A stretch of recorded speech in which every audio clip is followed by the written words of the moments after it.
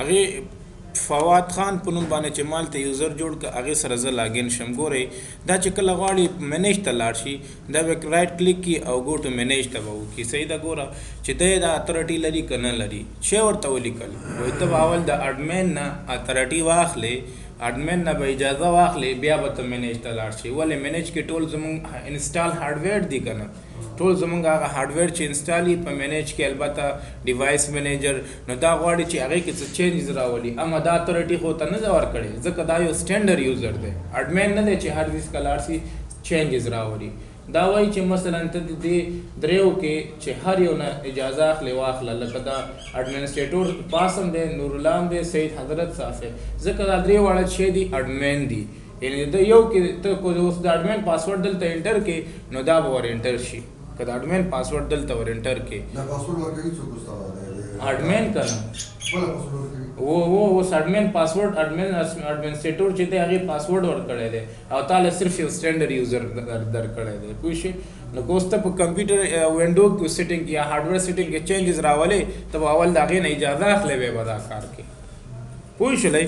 ګوره زه اوس فرض وکړه دا ځي حتی دا نشي کولی چې ټایم چینج کړي، دلته ځي او دې ته وایي چینج ډیټ اینډ ټایم. ګوره چې کله دا چینج ډیټ اینډ ټایم ته لاړ شي او دا چینج کوي دی له دا صلاحیت نه ورکوي، وایي ته دا هم نشي چینج کولی.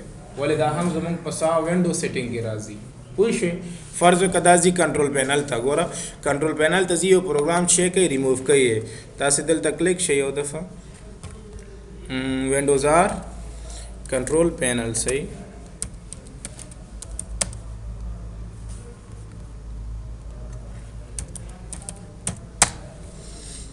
ګورئ دا غواړي چې یو پروګرام ریموو کړي، ان انسټال کړي یا یو یوزر جوړ کړي. جوړولی شي؟ نشي جوړولی. دا یو سټینډرډ یوزر دی، دا په وینډو سیټینګ کې کمپیوټر سیټینګ کې ستا چینجز نشي راوړلی. ګورئ راشئ دا غواړي چې یو پروګرام چې کی ان انسټال کی. پروګرام ان فیچر دلته وګورئ، پروګرام ان فیچرز پی پریس کې دلته نه دا دی. صحیح. ګورئ اوس غواړي چې یو پروګرام دا ان انسټال کی. فرض وکړه دا پاور ایسو دا غواړي چې ان انسټال کی، کلیک به کی پې اجازه لري. وای ځکه چې دا خو زموږ سټینډرډ یوزر دی، دومره اتھارټي دې سره چېرته ده چې دا ستا په کمپیوټر سیټینګ یا وینډو سیټینګ کې چې راوړي چینجز. پوه شولی. نو اوس ګورئ فرض وکړه چې دا زی یو یوزر جوړوي. ښه زه دا پریکټیکل درته وکړم چې تاسې لږ ذره په دې باندې صحیح پوه شئ.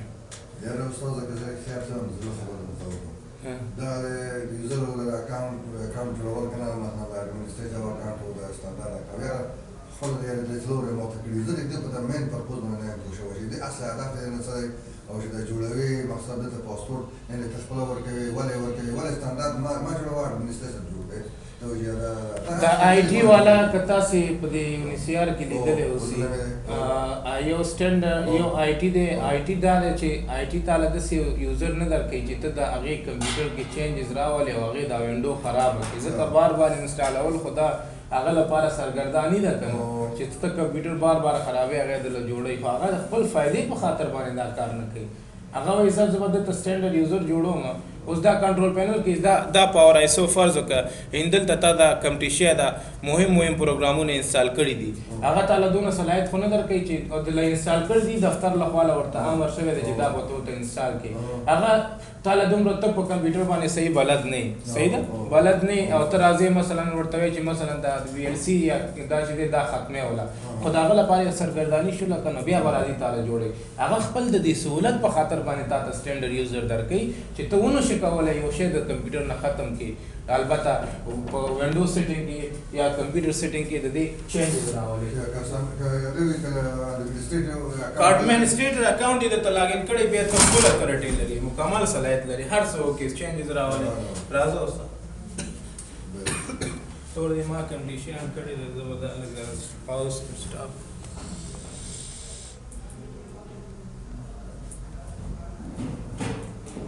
دغه هم راته ټیم نه یې ګوره سیب که ته په دې باندې رایټ کلیک کې او منیج ته ځې مثلا یو غواړې یو څه ورته ختم کړي سی روم ورته هایډ کړي یا بل څه وکړي ځکه دا خو یو اس بي په بلاک کې دا خو لپاره د آی ټي لپاره یو سرګرداني جوړوي کنه مطلب لکه تاسو چې وسال ته لاړ نشي کوي کنه خو دا مشکل سمجھ خو خلاص نو و یوزر نه پی نو همدغه خبره ده چې ته روزمره ماته ته مخکې ویل چې همدغه مشکلات دي په دې کې اوس که چې ته د اډمن پاسورډ ولرې دلته فرض وکړه چې تاسو سره دلته د اډمن د سعید پاسورډ شته کنه دا اډمن دی سعید ولیکئ انټر کور سره بیا به تاسو سره دا پاور دا اتورټي راځي ځکه ته دا امن ته اجازه واغستله ته داخل ته لاړ اوس که ته د هغې پاسورډ ځان سره ولرې بیا ته کولی شي چې هر نوع چینجز په دې کمپیوټر سیسټم کې راولي دا هغه هغه کار موږ باندې چې څو حصہ پاسورډ موږ ختم کو خپل چا یوزر ته داخله راشي کمپیوټر نه هغه خو بیا امکان نه لري ځکه آی ټي والا ما ته ویل لکه هغه د خپل ځان په خاطر باندې چې ما ته بار مشکلات جوړ نشي راته